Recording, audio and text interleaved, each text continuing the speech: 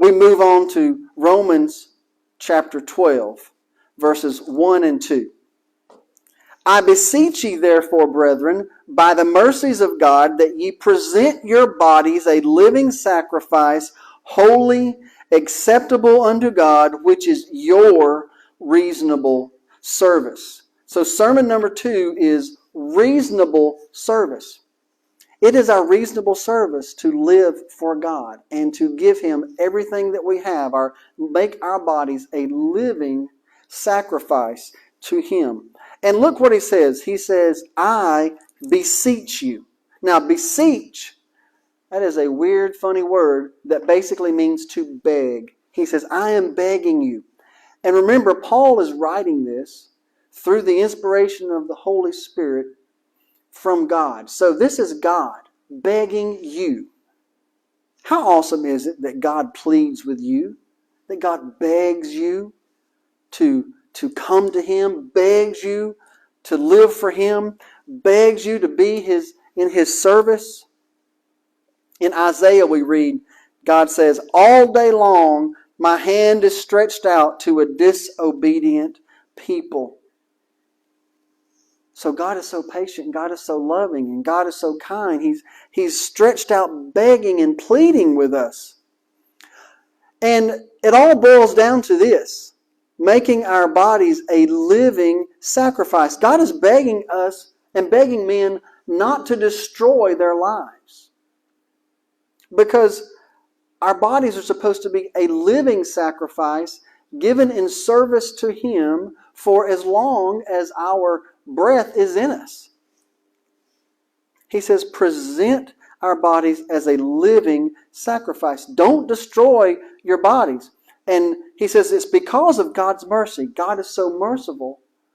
It's on the basis of God's mercy that Paul is calling on us to do this.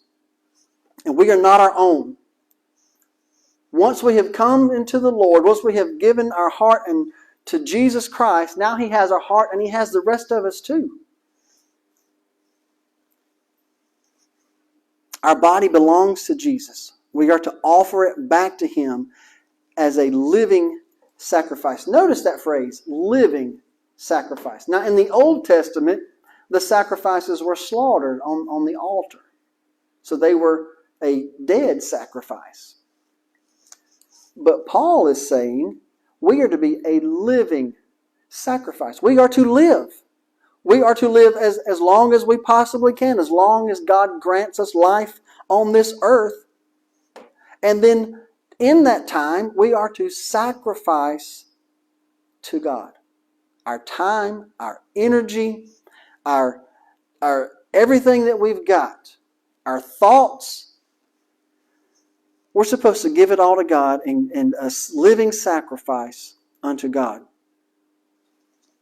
And not abuse our bodies. Today, so many people abuse their bodies in so many different ways. And it is just not wise. It's dangerous, and you could die. I think about several different ways. One way is I think about people guys especially, that spend all their time in the gym and they take all these steroids and they build their bodies up and they pack all these muscles on and muscles on top of muscles. It kind of reminds me of a cartoon I used to see when I was a kid. It was the Electric Company or something like that. It was a little cartoon of bodybuilders. And one bodybuilder would come out and he would look all built up. And then the next one would come out and he'd be a little bit bigger. And then the next one would come out and he'd be a little bit bigger. And he'd have so many muscles on him, he'd just tump over. Because his legs were so small, but his upper body was so big. That's not God's plan for us. And really, you look at some of these bodybuilders, they're just gross looking. I mean, yeah, they're big and bad and all, but that's just kind of weird looking and all the stuff you got to do that, all the time and money and energy spent, for what? For what goal? I mean, consider Arnold Schwarzenegger. I mean, he was Conan the Barbarian, and he was all these things. His body was all built up, and I watched the documentary on him. He spent 10 years doing steroids, according to the documentary. The first 10 years he was a bodybuilder, he would do steroids 4 months out of the year, and then he would stop. And he would repeat that cycle for 10 years. And then after 10 years, he decided to stop doing the steroids. But it still didn't stop him from having a heart attack at age 50-something. See, that stuff's dangerous on the heart. That's not making your body a living sacrifice. That's doing something you want to do because you want to look cool. You want to be big and bad. There are other ways that people abuse their body. They abuse alcohol and drugs to the point of abuse. And people can drink so much alcohol that it begins to destroy their liver. They begin to take drugs and get addicted to it, and it causes all kinds of problems. Also, people live a promiscuous lifestyle. Being with anybody they want to, being with many people, one after another, and this is not wise behavior. This is dangerous behavior. This is abusing your body that Paul says should be a living sacrifice. We are to live and sacrifice our time and our bodies for God's purpose and live according to the ways He's called us to live. Now people say, well, hey, I've got the freedom to do what I want to do with my life and my body. You know what? That's right. You do. We hear the phrase now, they say, my body, my choice. True, you got the freedom. God gave us freedom to exercise our own will, but the problem is some of these behaviors, they put us right back in bondage. You get addicted to substances, and then that puts you in bondage. You get addicted, you go live this promiscuous lifestyle, and then you catch some disease, and then your life is cut short, or your life is definitely altered. Paul also talks about these Olympic athletes. He says that they train their bodies up, they eat right, and they're disciplined, but it's for a worthless goal. It's a worthless pursuit.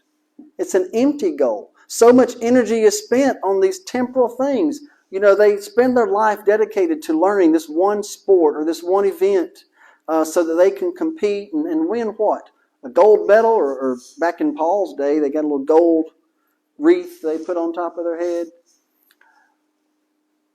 For what? It's such an empty goal. There's no lasting effect to it. It's so temporary.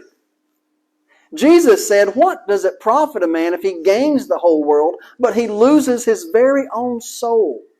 There is no profit in it. People don't consider the cost. They don't take a moment and just consider what is the worst thing that could happen if I were to do this. And there certainly has been people that has paid a high price. They've lost family, they've lost home, they've lost jobs, they've lost children because they're abusing their bodies and they're not taking Paul's advice here of living, being a living sacrifice. Because if you were to take just a minute and pray about a thing and say, Lord, what would you have me to do? I don't think God is going to lead us to do anything that's destructive to our bodies.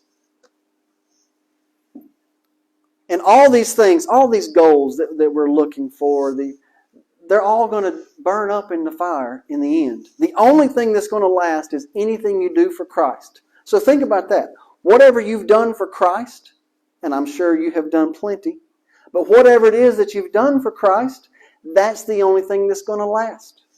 So keep putting more things in that bucket. We only have one life to live, as the show says. Don't waste it. Don't spend it on temporary things. Spend it on the eternal.